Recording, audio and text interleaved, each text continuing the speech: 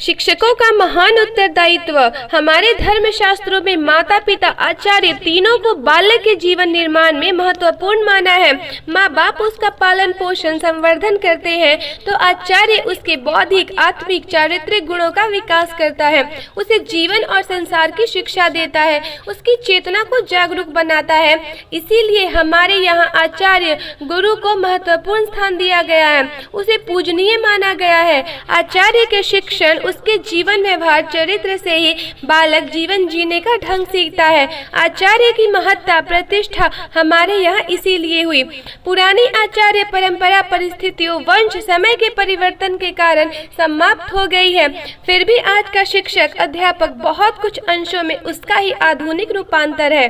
समय के साथ शिक्षा पद्धति पाठ्यक्रम आदि में परिवर्तन हो सकता है, लेकिन गुरु और शिष्य का संबंध सदैव रहा है और रहेगा।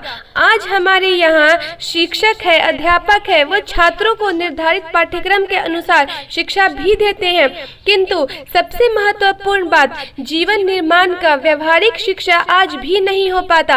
आज गुरु शिक्षक और छात्र का संबंध पहले जैसा नहीं रहा। केवल कुछ अक्षरीय ज्ञान दे देने से एक निश्चित समय तक कक्षा में उपस्थित रहकर कुछ पढ़ा देने के बाद शिक्षक का कार्य समाप्त हो जाता है तथा पाठ पढ़ने के बाद विद्यार्थी का अध्यापक और विद्यार्थी के बीच जो स्नेह भाव, आत्मीयता, सौहार्द, समीपता और आवश्यकता है वह आज नहीं है। और यही कारण है कि आज का विद्यार्थी डिग्री डिप्लोमा ले लेता है, लेकिन व्यवहारिक जीवन का शिक्षण, चरित्र ज्ञान, उत्कृष्ट व्यक्तित्व का उसमें अभाव रहता है।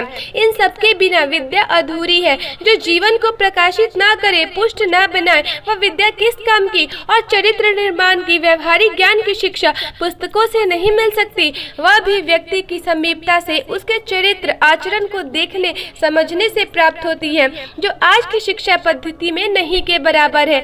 निसंदेह हमारी प्राचीन शिक्षा पद्धति में इसका बहुत ध्यान रखा गया था। आचार्य और विद्यार्थी का सहजीवन आश्रमों में बीतता था। उस समय विद्यार्थी पाठ ही नहीं सीखता था, अपितु आचार्य के जीवन से चरित्र व्यवहार की सीख भी लेता था। इसी सत्य पर प्रकाश डालते हुए एक बार कविंद्र रविंद्र ने कहा था कि शिक्षा के संबंध में एक महान सत्य हमने सीखा था। हमने यह जाना था कि मनुष्य से ही मनुष्य सीख सकता है। जिस तरह पाल से ही जलाशय भरता है, दीप से ही दीप जलता है, उसी प्रकार प्राण से प्राण सचेत होता है।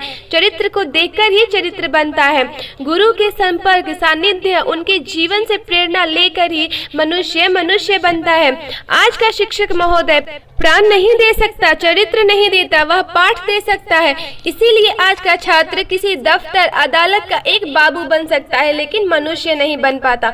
आज शिक्षक और विद्यार्थी के बीच बहुत बड़ी खाई पैदा हो गई है संबंधों की। यद्यपि इसका कारण आज की सामाजिक राजनीतिक परिस्थितियां भी है, लेकिन जो शिक्षक है, अध्यापक है, वे व्यक्तिगत तौर पर इस जिम्मेदारी से नहीं बच सकते।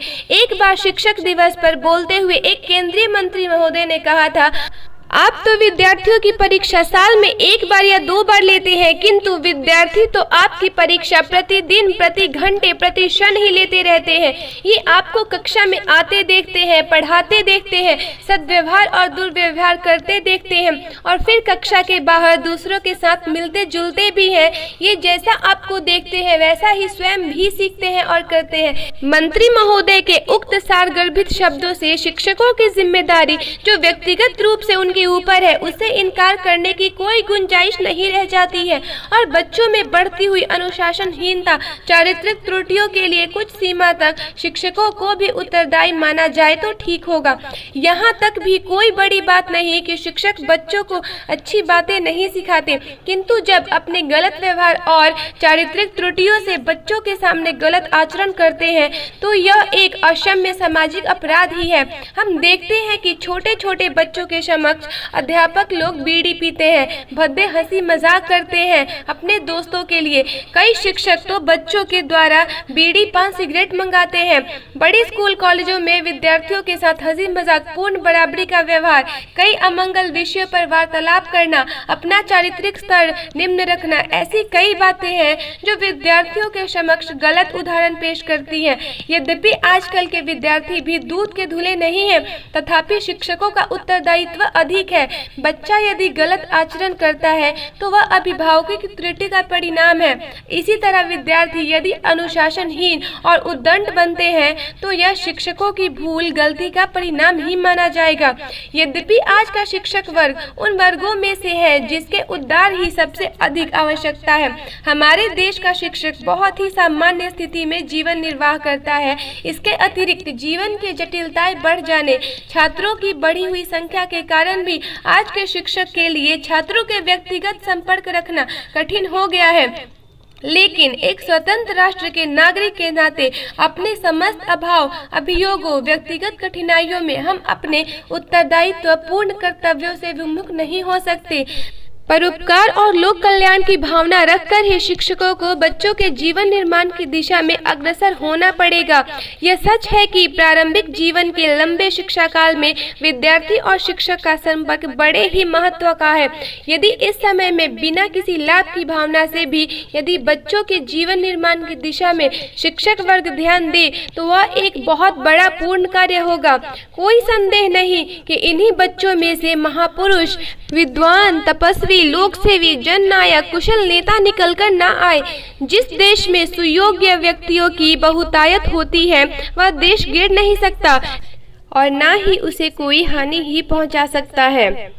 हमारे देश, समाज, सभ्यता, संस्कृति का भार बहुत कुछ शिक्षकों के कंधों पर ही रखा है।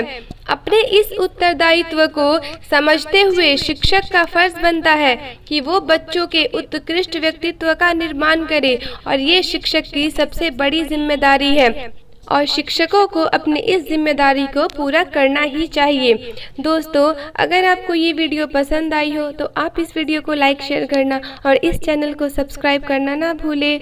धन्यवाद।